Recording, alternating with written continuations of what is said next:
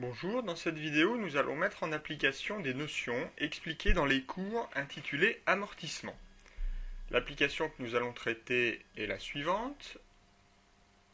Notre entreprise acquiert et met en service un matériel industriel le 15 septembre N pour un prix brut hors taxe de 35 000 euros, remise 10%, escompte 5%, TVA 19,6%. L'amortissement est linéaire sur 10 ans, la valeur résiduelle au bout de la période est de 5 000 euros. L'un des composants de ce matériel, dont la valeur brute est de 3 000 euros, doit donner lieu à un amortissement spécifique. Ce composant sera remplacé au bout de 5 ans, sa valeur résiduelle étant alors nulle. On vous précise que l'usure du composant est proportionnelle au nombre de pièces fabriquées, et on estime que ce nombre de pièces augmentera de 20% chaque année. Pour l'année N, faire un calcul pro rata temporis. L'exercice comptable coïncide avec l'année civile.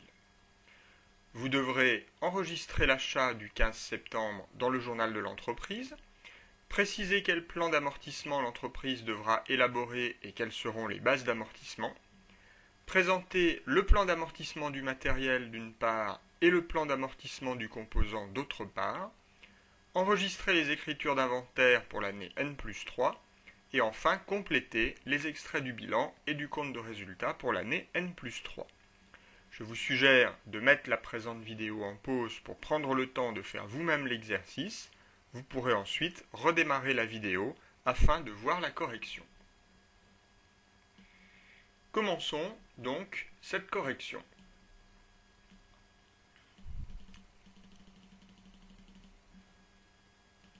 Dans la première question, nous devons enregistrer l'acquisition du matériel. Nous allons donc débiter le compte 215,41 matériel industriel pour enregistrer la valeur du matériel industriel proprement dit, hors composants spécifiques.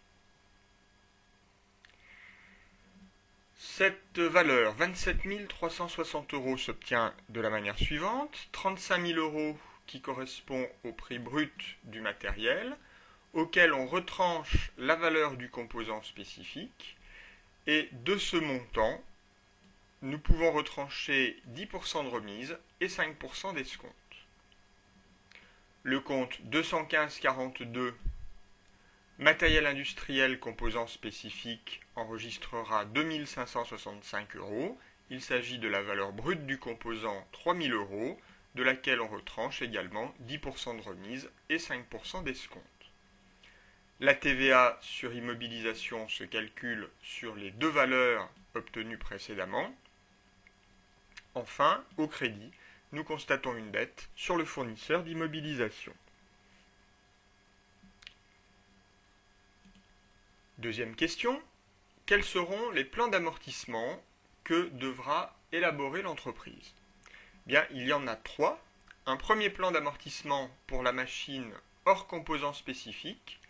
La base d'amortissement sera égale au montant enregistré précédemment moins la valeur résiduelle, c'est-à-dire 5 000, ce qui nous donne une base d'amortissement de 22 360 euros, et cet amortissement sera fait en linéaire sur 10 ans.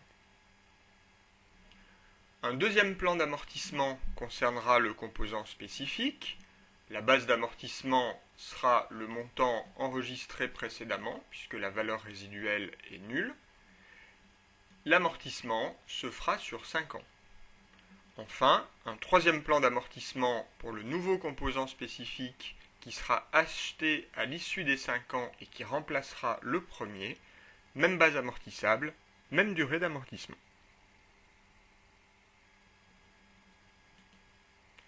Troisième question. Nous devons réaliser le plan d'amortissement du matériel industriel.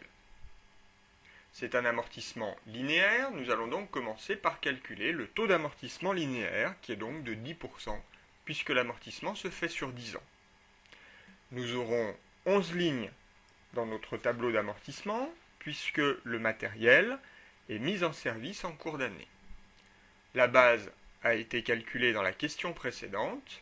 Il nous reste donc à multiplier cette base par le taux d'amortissement, puis par faire un calcul pro rata temporis. 3,5 sur 12 pour la première annuité, puisque notre matériel est mis en service le 15 septembre. Je vous laisse observer ce tableau et le comparer avec celui que vous aviez réalisé. Quatrième question.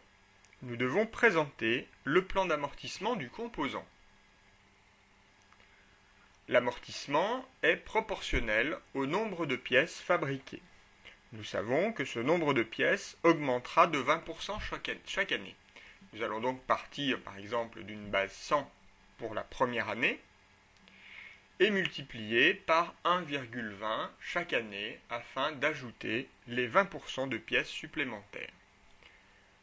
Il nous était précisé dans l'énoncé que pour l'année N, nous ferions un calcul pro rata temporis. En effet, nous allons utiliser, nous l'avons vu, pendant 3 mois et demi seulement notre machine au cours de la première année. Nous multiplions donc le nombre de pièces d'une année complète par 3,5 sur 12. Nous retrouvons ce calcul pro rata temporis sur la dernière ligne. En tout, nous avons donc 6 lignes pour avoir nos 5 années complètes d'utilisation. Ces calculs faits, nous pouvons élaborer le plan d'amortissement. La base est celle que nous avions calculée dans la question numéro 2.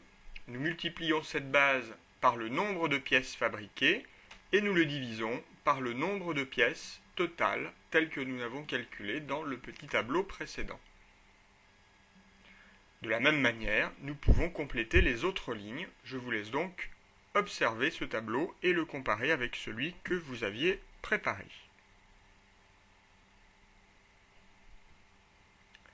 Dans la cinquième question, nous devons enregistrer les écritures d'inventaire pour l'année N+3.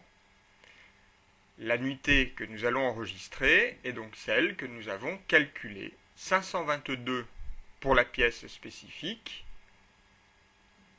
2236 pour le matériel industriel proprement dit. L'écriture d'inventaire sera donc la suivante.